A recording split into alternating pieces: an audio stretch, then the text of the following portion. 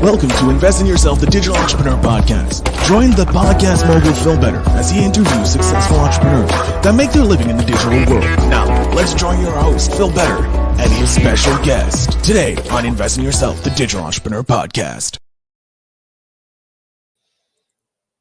Welcome to another exciting episode of Invest in Yourself, the Digital Entrepreneur Podcast. I am, of course, your host with the most, Phil Better. And today we have a truly extraordinary guest who is shaping the future of leadership and thought mastery across the globe, and also a fellow Montrealer. We'll talk about that later.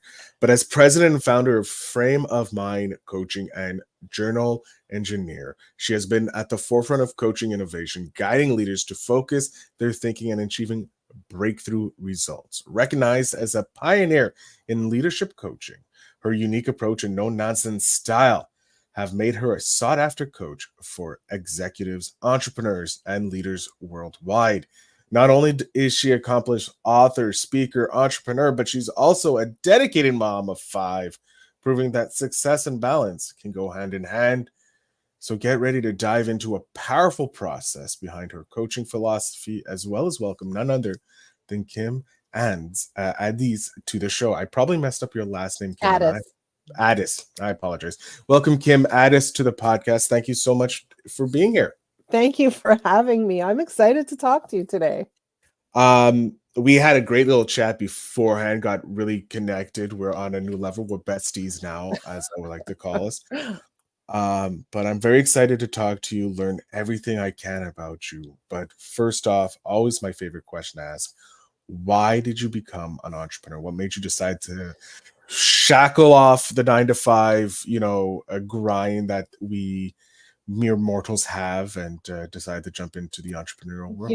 I can answer that question in a million ways. I can tell you it's in my blood, it's in my DNA, it's in my, in my genes. My parents were entrepreneurs, or my dad was an entrepreneur, and many family members were entrepreneurs. I could tell you that, when I was young, I used to have an entrepreneurial spirit, and we used to go to Cape Cod, and I used to sell massages on the beach to my friends. So it was always in me. But the truth is I'm unemployable, and that's what it boils down to. I can't work for anyone else. It's just not how I'm wired. Have you tried working for other people, or has it always been kicking and screaming? Not kicking and screaming, but if I go way back, way back. So I graduated with an undergraduate degree in psychology and then couldn't find a job in my field. So I ended up working in a store that sold balloons. And one day they said, hey, can you go to the basement and make phone calls and see if you can schedule appointments with people who are getting married so that they would be open to getting their halls decorated with balloon decorations. I'm like, okay. And I started to do this, and I'm like, man, I'm good at this. I'm good at this. Why am I doing it for them? I should do this for myself. So I started my own balloon company. Balloon decorating company. And keep in mind, I didn't decorate a single balloon ever in my life. And I remember I went to my first appointment, and I'm like, yeah, we can decorate the hall for you. She's like, but what would it look like? And so, I don't know. I didn't have a picture. I didn't have anything with me. I took a piece of paper and I started making circles. Here, we're going to make a balloon. It's going to look like an arch. Here's what it's going to look like. Okay. And she bought it. And so then I started getting pictures, and then I built an album, and then it became easy. And keep in mind, how old was I? I was 21, and I looked super young. And at the time I didn't need glasses, but I bought glasses so that I could look a little bit more sophisticated when I went to talk to these people and sell them balloon decorating. How long? Yeah. I have to ask, because I'm always interested in the first success or the first venture. How long did the balloon business last? So we did it for a couple of years, but then every on the weekends, we would wake up at 4 a.m, and because we had 5, 6, 7 halls to decorate that day before the event took place, because most people have their big events on a Saturday. And so we would go in our little Mazda and put the helium tank in the trunk, and we would, and I came up with speed enhancement strategies to make balloon tying faster. Anyway, it was all that. But every day, every time we would go decorate, we would be up super early. We would be on our feet. We would be working really hard. And I would come home with these massive blisters on my fingers because Oh, I'm tying balloons, right? Hundreds and hundreds of balloons. And I'm like, there's got to be more to my future than this. Right. okay. So the first success was a relative success, but also a huge learning for you. Continue on. What happened? How did we get to world renowned speaker, sought after Yeah. coach like that? Tying balloons, yeah, you can make a lot of connections on a wedding Yeah. night, a wedding So day. Sorry. so I decided that I was going to go for my master's degree in business. And I said, if I get into my master's degree in business, I'll sell off the balloon business. And if not, I'll grow the balloon business so we can have lots of locations, etc. Right. So that was my plan. And I thought, I don't know if I'm going to get in to do my MBA because like I was never an academic genius. I was like a B plus A minus student. That was my lane. Anyways, I remember applying to do my MBA, and I sent them a stack of testimonials from my balloon clients. Right? I'm like, Hey, look, I already have a business. Like, this is only dot and the T's. Like, I need to come into this. Like, that's proof of exactly. concept. So I was like astonished that they accepted me, but I think it was because my application was a little more colorful than the norm. So I ended up selling off, not even my business, sold off all of the inventory of my business. And then I did my MBA, and I felt really good because I thought like I was among the elite, among the smart people. And after I did my MBA, I got hired by a company. I was living in Ottawa at the time. I got hired by a company, and they asked me to be their marketing manager for like it was a software company that did like document management systems. And honestly, I hated it. I didn't understand what I was selling. I didn't understand the technology. Anyways, it was really bad, but I did a great job. And then at the time, I got married really young, and my husband decided he wanted to come and do his PhD in Toronto. And so I said, okay, I'm moving. They're like, oh, you want to open up an office for us? And I'm like, okay, that sounds good. Wow. That sounds good. And then I'm like, I think that's a bad idea. And so I changed my mind. We came to Toronto. I was pregnant with my first child. And that's when I started the next business, not my first business. And it was called Upward Motion. So I'm a serial entrepreneur. I love that. I love how a balloon business spawned Yeah. your creative genius. Creative I genius. love it. So then the next business, we built simulation-based assessments. I went back to software, but now I'm working in the field of leadership. And what we're doing is we're creating assessments to help identify who top performers would be, who leaders would be. Like, how do we select the right people for our positions, for our jobs, etc.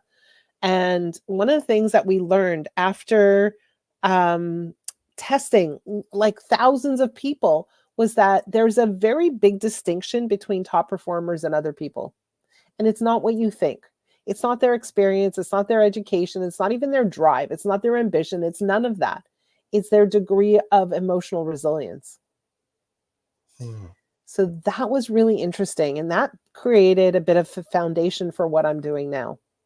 So I ran that business with my ex-husband. I'm giving you all the tea. I'm getting all the juicy details. I love this. Details. So I ran that business for 10 years. And then when the marriage fell apart, I ended up selling my shares. And now I'm hanging out. And within a few weeks, I got hired by a coaching company here in Toronto, which comes back to the unemployability thing. I lasted 8 months. Maybe 8.5.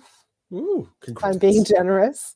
And I got two things happened. Number one is like, I really can't work for anybody. It's impossible. It's terrible. Like I watch how other people do things. I'm like, whoa, like this, I didn't fit in. I didn't feel comfortable. I wasn't at ease. I didn't agree with their leadership approach. Like I remember they had a sales team and they would have huddles every day. And if the sales guys at the time, they were all guys, the sales guys didn't make their 100 phone calls, like let's say they only made 80 phone calls instead of their 100 phone calls, then they had to do 20 push-ups. I'm like, that's just not my style. That's not my Wow, thing. It that's didn't fit for me. toxic. And Uh, so I also got a chance to observe how they coach in this organization. And at the bottom, from the bottom of my heart, from the pit of my stomach, I thought they're doing this wrong. I could do a better job. And that's when I started Frame Mind Coaching. And there you go. There you have my whole entire entrepreneurial journey. well, I love how your entrepreneurial journey created these jobs that you're clearly proving that you're unemployable, created the businesses for you. Your Yes. first was the balloon business after figuring out I could definitely sell this faster and better for myself, and not realizing, oh, there's a lot more commitment and blisters in it than I realized. Yeah. Then doing technology, running that for 10 years. And then, And it hey, grew. We did really, really well. oh, It I, it's grew. I sold it, did well financially, and then jumped into this. the coaching. And I want to know, we're going to fast forward 10 years. This is usually a question I save for the end, but I want to know because you have such an interesting arc as an entrepreneur. Where do you see yourself in 10 years? Are you still at frame coaching, Frame of frame mind of mind coaching. coaching? Yes. And well, I'm trying to convince my daughter to join me because I think she can take over, but she's doing her PhD in plant sciences. So I don't know how likely it is that that's going to happen. So what do I see for myself in 10 years?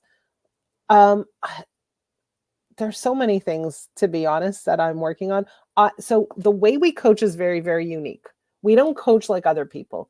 We coach leaders, entrepreneurs, executives. We coach the highly driven population. And one of the things I'm interested in when we coach these individuals is I'm interested in the relationship between the way they think and the results they get.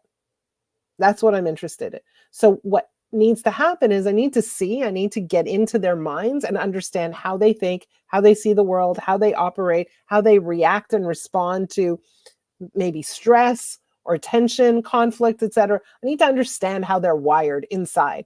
And so what we do is we get them to journal in a private and secure online journaling platform every single day for the duration of the coaching period. So at the beginning of every week, they get a journaling question or a prompt and they start journaling. And every time they journal, their coach, I have a team of coaches, their coach reads and responds to their journal on a daily basis. So it's very intense, it's very intimate, and it's designed to move our clients a very far distance in a short period of time. Like it's extremely effective, high impact. And honestly, in the land of coaching, of course I'm biased, it's top tier coaching. Top tier. It No sounds, question. it's next level coaching. That's Next what it level. is. Oh, I love that. I'm going to use that. It's Thank like you. 4D level chess coaching, because instead of just having my brain like respond to me, I'm having someone who's high over. I see the forest or the tree, you're seeing the forest, Yes, and able to provide a exactly. next level coaching So on a so daily basis, which is insane. insane. So we're able to pick up patterns of behavior, patterns of thought. We're able to pick up themes. We're able to understand why you keep getting trapped in the same struggle over and over and over again. We're able to help you move away the barriers that you create for yourself so that you could be clear on the runway and take off to wherever you want to go. But my point is this, you asked me what I want to do or how I envision my life in 10 years from now. And I'm working on it currently, but I think that it's going to be a lot more in 10 years from now. I believe every coach in the world should be using a journal with their clients. Why? Because when I don't have a journal with my clients, it's like I'm walking into a dark room. I've got a blindfold on. I can't see anything. And I'm feeling my way around trying to find the lights. When I have a journal in front of me, I walk into the room, the lights are on, and I can see where everything is. It's that stark. And so I really believe that every single coach should be asking their clients to journal to have a much higher impact and to deliver much greater value for their clients. So I'm working on helping Bring coaches. that into the coaching world. Exactly. Yeah. I love it. I think that's a great thing. And from previous interviews done on the podcast, a lot of entrepreneurs have stated that journaling is something that they do to invest in themselves, to get themselves to the next level. So hearing you wanting to not only you provide that one-on-one coaching daily with the journaling to your clients, but also want to bring that into the coaching world. I can definitely see that coming within the next 10 years. So, and imagine that if your people who are listening or other guests are journaling, imagine journaling with somebody reading it and seeing your blind spots and your pitfalls. It's incredible. Oh yeah, no, it's next level. That's what it is. It's incredible. I'm very excited. I'm glad that we've connected so I can see this come to fruition. With everything that you've done, because from the balloon business, so you learned how to sell properly and realize that hiring people are probably better than doing it all yourself, to creating the software, and then to the coaching and doing coaching better. um your psychology, your psychology background seems to be in there because you're wanting to know and you're using psychology. Do you think that it plays a part in who you are, like your reasonite, if you will? I mean, my psychology background, I have an undergraduate degree in psychology. Like, I don't know if you remember your undergraduate degree, if you have one. Like, how much does it really play a role in anything? To be honest, what it does is it indicates an interest, right? I was interested in psychology. And if I'm going to be completely honest, I think that I have like just an instinct for it. I just have an understanding of human nature, as opposed to, yes, I do have the academic background, but like, from how many years ago? Is it still relevant? I don't know. So it's just like something that is my natural propensity, something I'm naturally drawn to and interested in. And so it's just part of my being, as opposed to part of my academic history. Okay. Yeah. um while you were putting your sorry, your frame of mind coaching together, what was one of the biggest challenges you faced, and like how did you overcome it to grow both yourself and the business? Like I'm interested in like how I'll challenging. give you two challenges. How about Okay. that? Okay. So when I started my business, and this is like, keep in mind, 20 years ago, I never coached anybody a day in my life. So I was terrified to coach. And one of the things that I was terrified about is, what am I going to talk to somebody about for a whole hour? A whole hour is too long. I'm going to die, right? So how is that going to work? And so from the very beginning, I thought, if I can read their journals and I can get inside their heads and see what they're telling themselves, now we'll really be addressing and talking about the core issues. So challenge number one was, what are we going to talk about? But I was also afraid to spend a whole hour with someone. So my way of addressing it was that I decided to coach groups, because I thought, if I have a group of 5 people and everybody talks for 5 or 10 minutes, the hour will pass quickly, right? The other thing is that I was, at the time, my network was very much focused in the real estate industry. But I never sold real estate, because one of our assessments was for the real estate industry, but I was not a real estate professional myself. And so I started off by coaching people in real estate, but I'm like, what if they ask me real estate questions and I don't have an answer for that? And so what I did was, again, from the very, very beginning, I found a guy who was a real estate coach in the traditional, old-fashioned, old school sense. And I said, can you co-coach this group with me? And I said, I'm running a pilot. I called it a pilot because I thought, I don't know what I'm doing. I can make mistakes when I call it a pilot, right? Yeah. So I got him to join me. I said, okay, I'll pay you $1,000 for 10 weeks of coaching. And I had 5 people in the room, 5 people in my first group, and I charged them each $100 for the 10 weeks of coaching. So do the math. I lost money. I was paying to learn, right? Mm. So one of the things I learned was up front, we love the journaling, we love your approach, we love the fact that you're focused on the way people think, your frame of mind, and we don't need that guy to come back anymore. So I learned very quickly. So my first challenge was coaching, was just getting out of the gate and feeling confident in my abilities, because I did not have confidence. I didn't have experience. But so I put in all these measures to make me feel more equipped to be a better coach. So that was thing number one. Thing number two is, like a year or two in, I was coaching this man and he was having a lot of marital issues, and he wrote in his journal, and he wrote this one specific line. He wrote, "My wife disgusts me." And the wife happened to, I was using like Blogger at the time. I was using like an off the shelf blogging system for journaling. And his wife read his journal. She hacked into the, and I was, I was like, oh my God, my career's over. Right? Like I remember my heart going right into my stomach thinking, it's over. As it turns out, they shouldn't have really been married. They split up and it was all for the best for them. But I realized right there and then, okay, I need highly secure software. I need bank level security software. So I built my own. And now we use our own software for the journaling component. And actually what we do is we license out that software to other coaches, speakers, trainers, organizations, that kind of thing.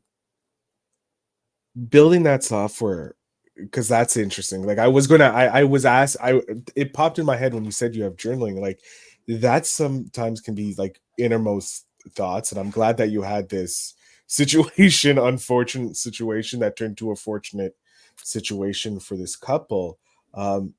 Building that software, what was that process like? Because a lot of people aren't building softwares as entrepreneurs. They're using digital, they're doing digital marketing, coaching like you, but you're building software as a service as well as doing coaching. Yeah, well, for me, the software needed to do very specific things, right? So there was nothing out there that could do it exactly as I wanted it to be done. So this software is specifically designed for coaches who want to journal with their clients. So in my case, it needed to be able to deliver journaling prompts. I needed to be able to get flagged when anybody journaled. I needed to be able to respond to the journal. So there needed to be a comments component. I needed to be able to use it with groups. I needed to be able to track the journals. I needed to be able to see things clearly and easily.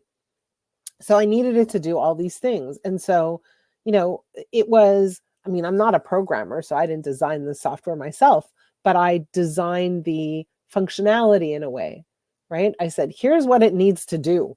Here's how I need it to work.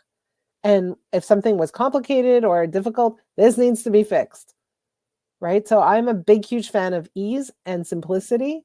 And so at this point, I don't know what version we're on, maybe 5. Version 5 is super, super elegant, super simple, super easy to use. I love it. I love how you solved a problem for yourself that's solving a problem for the whole industry.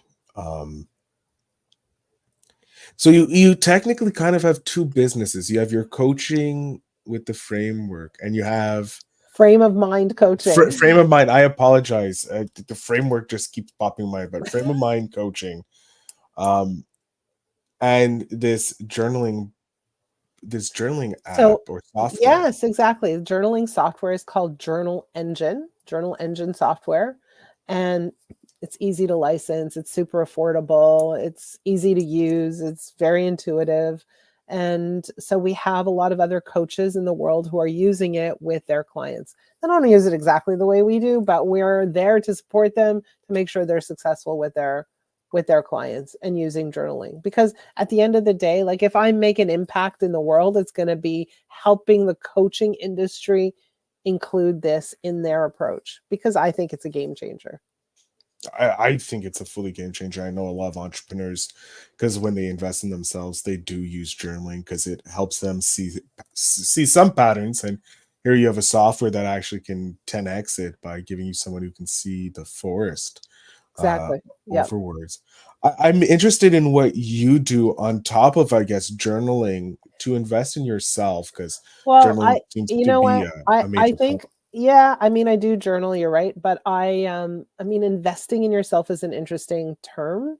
And I think for me, an investment is doing things that you love and enjoy, right? So do you make time for things that you're interested in, that you kind of just want to do? So this past year, my husband and I have my new husband, second husband. Um, my husband and I, and by the way, we work together still. So I just have this pattern of working with my husbands. Um, no, but my current husband and I have written 3 children's books, and I'm looking for a publisher. And if I don't get a publisher by January 1st, I am going to self-publish.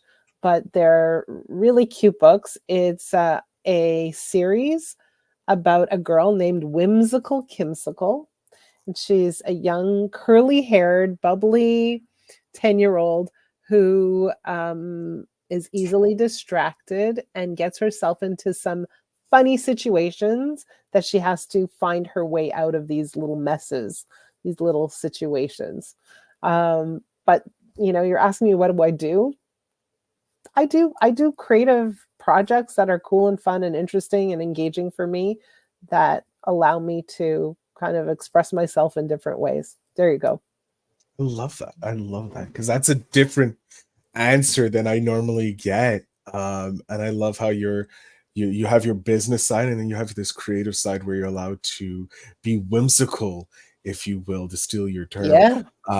to create art. And I have a feeling that this may be your first time working with a publisher, and then afterwards you're going to build a new business, and it's going to be a publishing arm, I because you don't seem think to so. have you I seem to don't have a think so. pattern going. I I don't see a think pattern. so. Yeah, no, I don't think so. I just want to work with them. I want a publisher to say, "Oh my God, we love these books. We'll publish them for you and put them in all the bookstores and help you promote it and all that good stuff." I haven't found that person yet. I'm waiting for the door to magically open for me. Will it happen? Who knows? Maybe your podcast will help me. There we go. Yeah. I possibly it could, because I have some ideas. I want to talk to you after the podcast, and introduce you to someone. But going back, I want to help my audience here, because I know we have coaches who listen, because I've interviewed some coaches on this podcast. So I don't want to say ask you what is the number one issue where you see coaches doing problems, or I can answer that. I know you can, and I want to go a little deeper than that, because I feel the coaches here are more established. There are a lot of more established coaches here. When it comes to growing the business, because you've grown your business very successfully, I'll look at from that point of view. Um, what are some things that you did early on that helped planted the seed for your success, that entrepreneurs and business owners and coaches specifically can start doing now, so that it I can. really, I really think that understanding your market is very important, and understanding who you're serving and figuring out how to find them. And so I think that it took us a little while to really define our client very, very specifically, who they are, what they do, the problems they confront, problems they deal with, and specifically where to find them, so that we weren't wasting a whole bunch of time with all these marketing efforts that didn't lead to anything. Right. So I think that's a huge thing that a lot of entrepreneurs are not doing, in terms of really narrowly focusing on their client and speaking to their client, specifically to them. How did you narrow down, like, what did you do to know that you wanted to work with these high level individuals? Like, what was it that Well, caused it? there's a bunch of things. Usually when you start a business, you're like trying all kinds of things. Okay, we'll work with this kind, this kind, this kind, this kind. But eventually you're like, okay, who is my ideal client? Who is my ideal client? And the ideal client is the client that engages with you at the highest level, the client that pays for your fees really easily with no pushback, no resistance, no debate, right? The client who does the work, in my case, the client who's fun to be with, the client where I'm learning and growing just by hanging out with them, the client who experiences transformation when they're with you, the client who rants and raves about your services, and the client who brings you referrals, right? Like that's the client. And in my case, that's usually a highly driven individual who's already accomplished quite a bit, who typically struggles in 4 very, very specific areas.